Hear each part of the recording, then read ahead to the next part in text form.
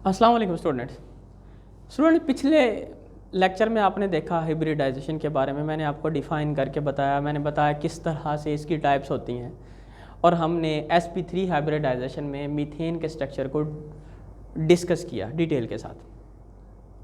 आज मैं आपको sp3 हिब्रिडाइजेशन ही करवाऊंगा, लेकिन ये हिब्रिडाइजेशन हम पढ़ेंगे अमोनिया में और वाटर में। ठीक है जी। हिब्रिडाइजेशन लिखने के लिए, समझने के लिए सबसे पहले आपको क्या करना पड़ता है, आपको ये जो एटम होता है सेंट्रल एटम, उस एटम की इलेक्ट्रॉनिक कॉन्फ़िगरेशन पता होनी चाहिए। जो एटम ज़्यादा एटम्स के साथ अटैच होता है, जैसे नाइट्रोजन 3 हाइड्रोजन के साथ अटैच है, आप उसे सेंट्रल एटम या पॉलीवेलेंट एटम कहते हैं। नाइट्रोजन यहाँ सेंट्रल एटम है, यहाँ पर ऑक्सीजन 2 हाइड्रोजन्स के साथ अटैच है, ये सेंट्रल एटम है। यहाँ पर कार्बन 4 हाइड्रोजन्स के साथ लिंक है, तो ये सेंट्रल एटम या पॉलीवेलेंट एटम है। अब सेंट्रल एटम पॉलीवेलेंट एटम की आप कॉन्फ़िगरेशन लिखते हैं, इलेक्ट्रॉनिक कॉन्फ़िगरेशन। उसके बाद जो है आप हिब्रिडाइजेशन को आसानी के साथ समझ सकते हैं। मैं पहले हिब्रिडाइजेशन आपको अमोनिया के अंदर करवा रहा हूँ। ये देखिए ज़रा, अमोनिया में मुझे क्या करना है, मुझे नाइट्रोजन की कॉन्फ़िगरेशन लिखनी है ग्राउंड स्टेट में। GS for ground state 7 atomic number है, मैं लिखता हूँ 1s2 2s2 2px 2py और 2pc।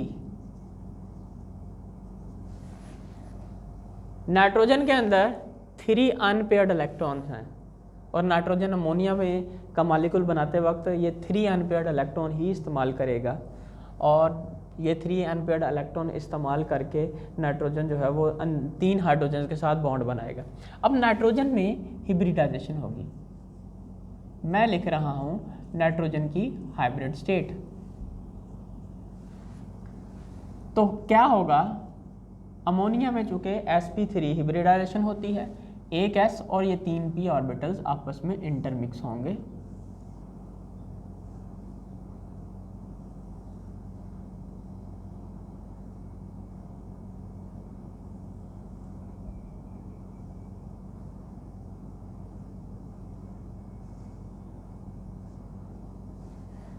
sp3 sp3 sp3 sp3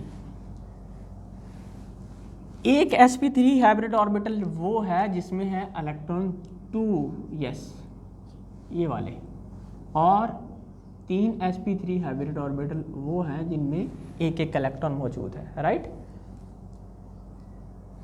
तो हम जो है वो अब इसकी स्ट्रक्चरल डायग्राम देख लेते हैं। ज़रा देखिए, ये था 2s ऑर्बिटल नाइट्रोजन, ये है 2px, ये है 2py, और ये है 2pz।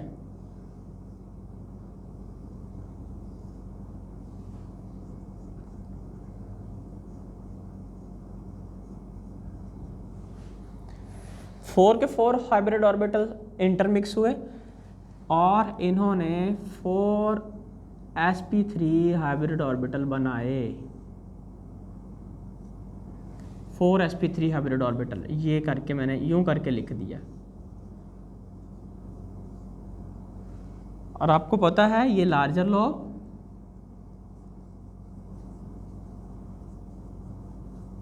और ये smaller, but for the sake of convenience we only show larger lobe in case of highlighting the structure of the ammonia।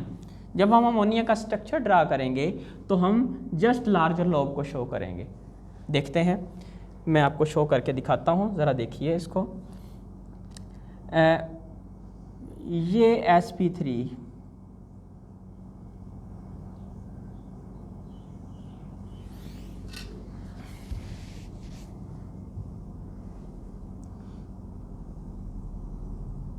sp3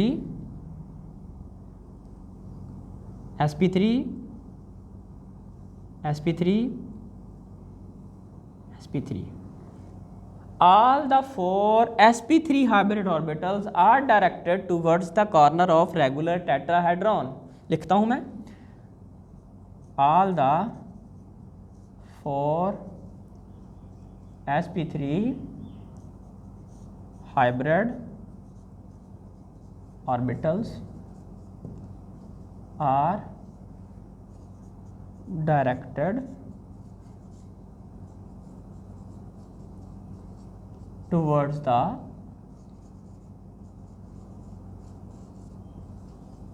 corner of regular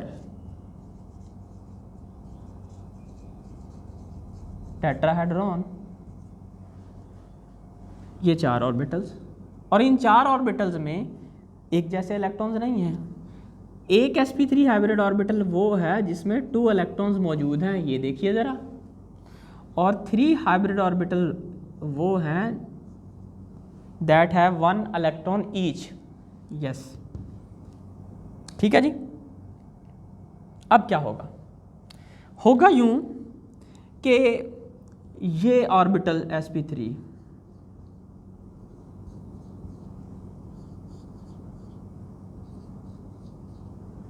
3 hydrogens को इनवाइट करेगी। नाइट्रोजन विल इनवाइट 3 हाइड्रोजन्स, और वो अपना एक s वाला electron लेके आएंगे। याद कीजिए हमने हाइड्रोजन की कॉन्फ़िगरेशन पहले भी लिखी थी, वो ये होती है 1s1। ये s ऑर्बिटल अपना लेके आएगा, वो पहले ही अनपेयर्ड है, एक इलेक्ट्रॉन उसमें, और वो यहाँ पे आके ये ओवरलैप कर ली। ये नाइट्रोजन का sp3 और ये हाइड्रोजन का s, और इसके मिलने को कहा हमने sp3s overlap. sp3s overlap, sp3s overlap, और सॉरी 3 हाइड्रोजन ही आएंगे।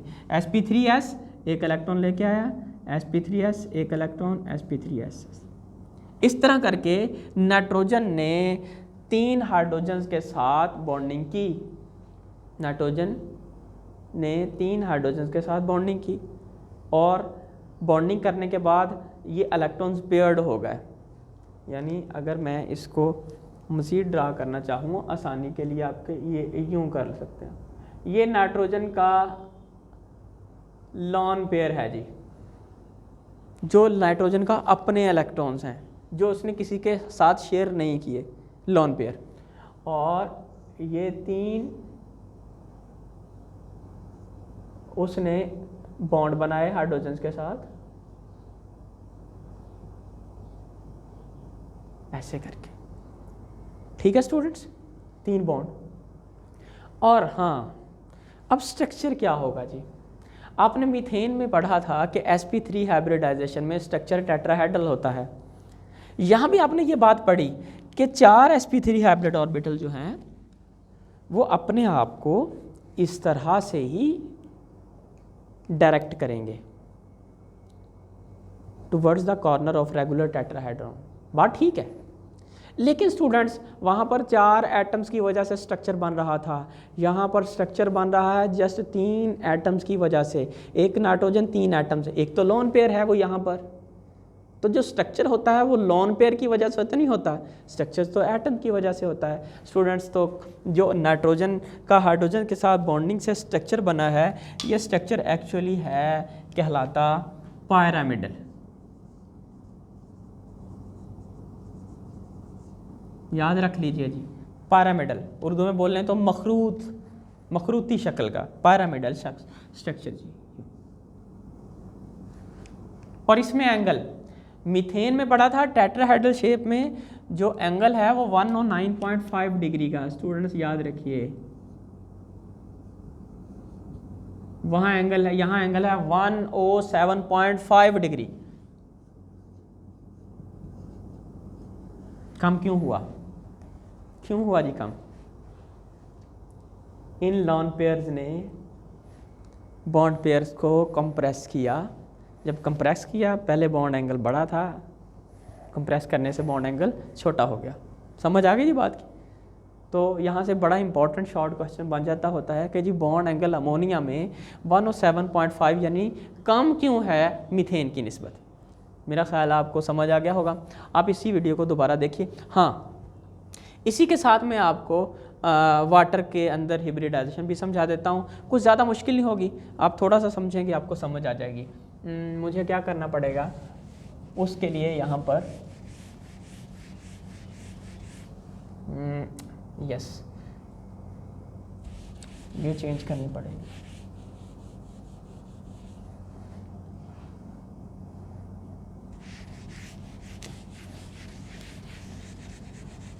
ले जी, कुछ चीज़ें सिमिलर आ गई बीच में।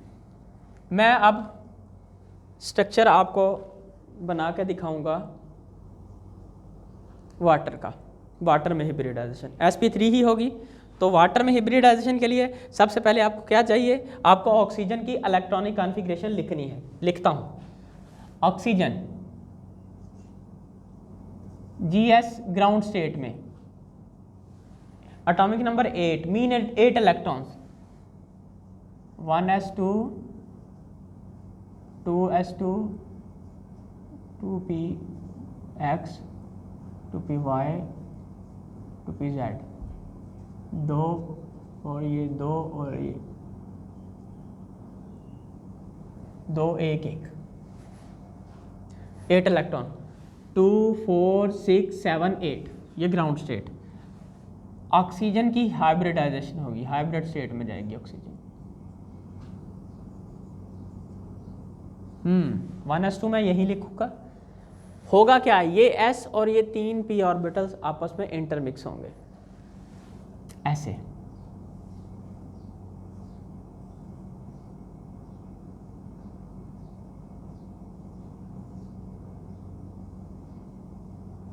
और एक बात आपको रिमाइंड करवाना चाह रहा हूं, पहले बताई थी कि ये जो है हाइब्रिड ऑर्बिटल आपने इसके बिल्कुल पैरेलल नहीं बनाने, थोड़े से नीचे बनाने हैं, जो कि ये शो करेंगे कि हाइब्रिड ऑर्बिटल्स की एनर्जी कम हो चुकी है क्योंकि वो स्टेबल हो चुके हैं। अब sp3 sp3 sp3 sp3 और इनमें हैं 2 इलेक्ट्रॉन्स और इनमें हैं 2 इलेक्ट्रॉन, ये वाला और ये वाला, और यहाँ पर है 1 इलेक्ट्रॉन ईच। ठीक है जी। उसके बाद क्या होगा, 2s ये वाला, 2px ये, 2py ये और 2pz ये आपस में मिले 4 sp3 हाइब्रिड ऑर्बिटल बने इस तरह के, लार्जर लोब, स्पाइरल लोब, चारों को कहा 4 sp3 हाइब्रिड ऑर्बिटल। लेकिन चारों के अंदर इलेक्ट्रॉन्स एक जैसे नहीं। 2 orbitals, 2 sp3 hybrid orbitals have now 2 electrons each and 2 sp3 hybrid orbitals have 1 electron each. Right, समझ आ गई बात की। तो अब मैं वो आपको ये 4 sp3 हाइब्रिड ऑर्बिटल बना के भी दिखाता हूँ। वही सेंटेंस जो हमने पहले बोला था वो यहाँ भी बोल लेंगे। All these 4 sp3 hybrid orbitals are directed towards the corner of regular tetrahedron. sp3 sp3 sp3 sp3, right. लेकिन अब यहाँ पर याद रख लीजिए, यहाँ पर 2 इलेक्ट्रॉन्स हैं और यहाँ पर भी 2 इलेक्ट्रॉन्स हैं और यहाँ पर 2 बॉन्ड्स बनेंगे। बना के दिखाता हूँ मैं आपको।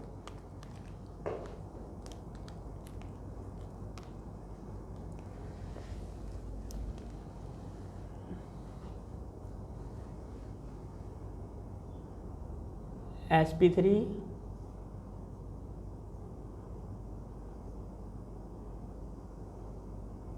sp3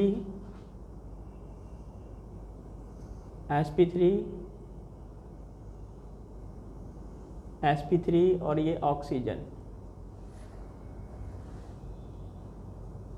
2 इलेक्ट्रॉन्स ये 2 इलेक्ट्रॉन्स जो होते हैं इन्हें क्या कहते हैं, लॉन पेयर्स। 1 इलेक्ट्रॉन।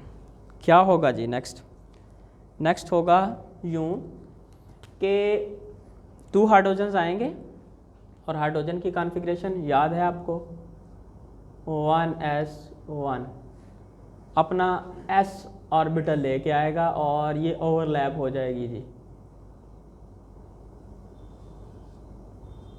ऑक्सीजन की ओवरलैप हुई sp3s ओवरलैप, sp3s ओवरलैप, ये 2 बॉन्ड पेयर बन गए। अब कैसे? ऑक्सीजन के ये बॉन्ड पेयर्स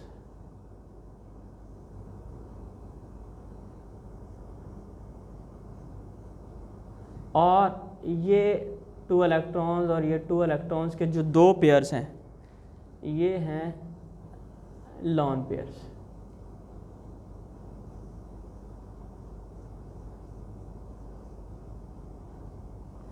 क्लियर हो गई बात? हाँ जी, एंगल के बारे में। एंगल ज़रा याद कीजिए, मीथेन में था 109.5 डिग्री, अमोनिया में हुआ 107.5 डिग्री। डिग्री कम क्यों हुआ था? हमने कहा था वो लॉन पेयर ने कंप्रेस किया था। यहाँ पर अगर मैं लिखूँगा 104.5 डिग्री और आपसे पूछूंगा कम क्यों हुआ, तो आप फ़ौरन ही बता देंगे कि सर अब तो 2 लॉन पेयर्स हैं जिसकी वजह से बॉन्ड कंप्रेस हो गए हैं और बॉन्ड एंगल मज़ीद कम हो गया है।